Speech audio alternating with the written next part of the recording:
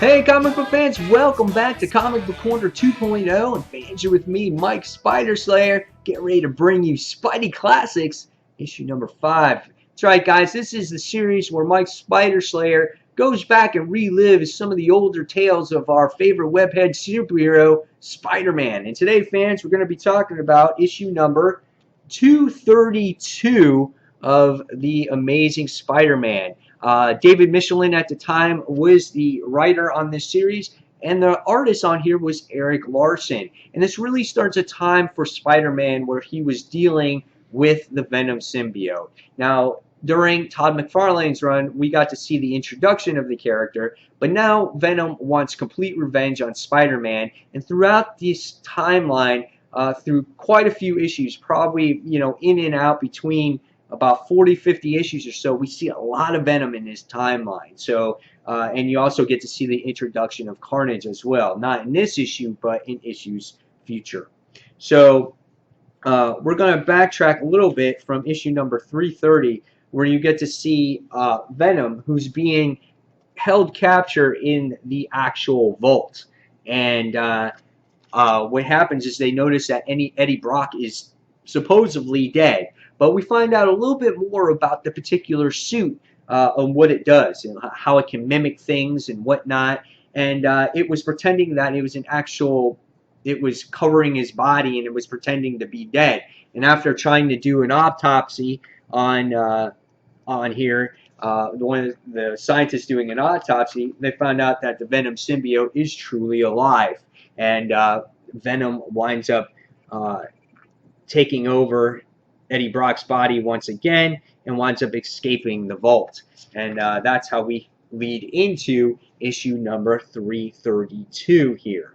Now this issue really focuses on a couple of things. It focuses on Venom, Eddie Brock, and it focuses on Sticks and Stone and Jonathan Caesar, who is the actual stalker of Mary Jane in this timeline, or this time period, because she is an actress for a soap opera called Secret Hospital.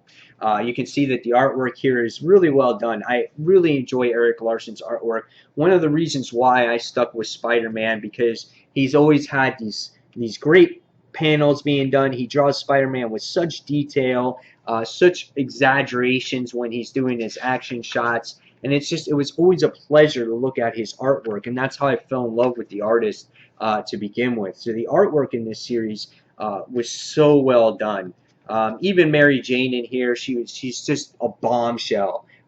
She's true to what she is. She's this hot actress model type, and she's just drawn beautifully with the big hair, and I love her. I loved her in this time period. I'm almost sound like Jonathan Caesar, because I feel like I want to stalk her. Even Peter at this time was drawn really well too. So again, I can't say enough about the artwork in this book.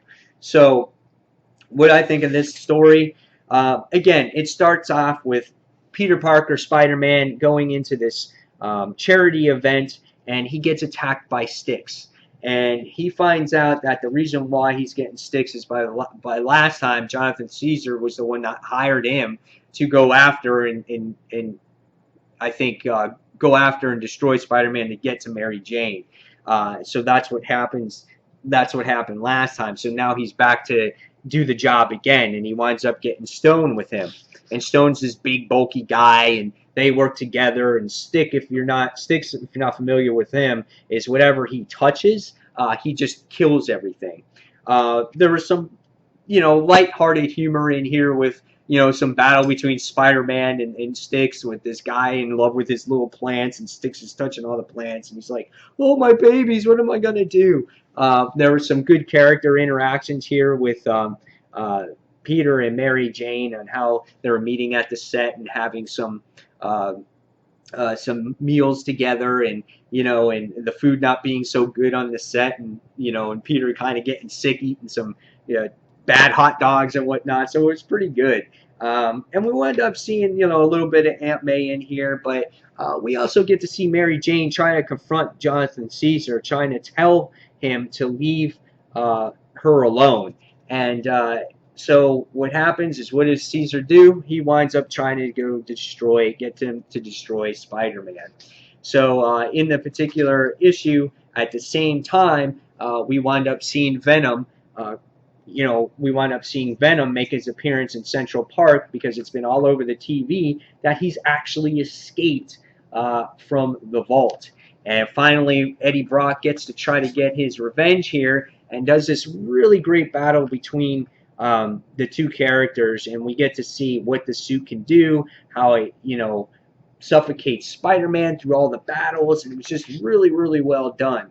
The one good thing that you got to see here from Eddie Brock was there was a baby that goes off the bridge and falls in the river. Spider-Man is stuck within Eddie Brock's or Venom's webs, and he can't escape.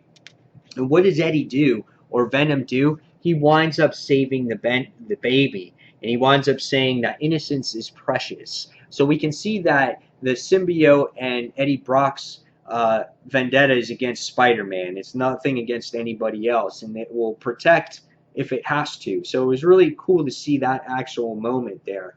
And by the time we get to the end of this issue, we wind up seeing Sticks and Stones hot on the trail to get ready to destroy Spider-Man, and it winds up continuing going forward.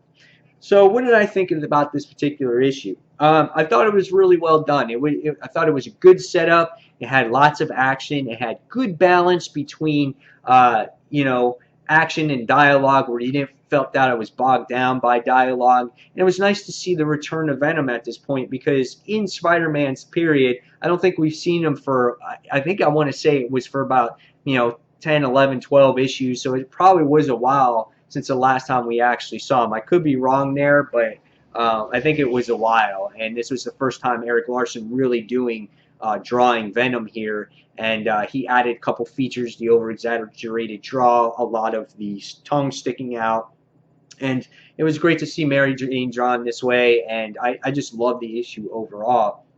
And again, it sets things up on what's to happen in the future between Spider-Man and Venom.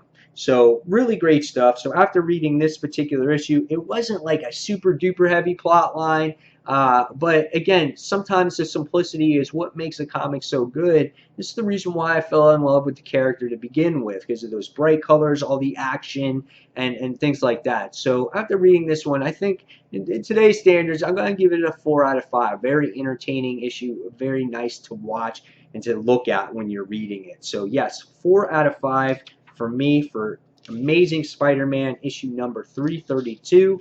And guys, this has been another episode of Spidey Classics. Hopefully you're enjoying this series as much as I am. And guys, and until the next comic book review, this is Mike Spider Slayer signing off. And thanks for watching, fans. Take care.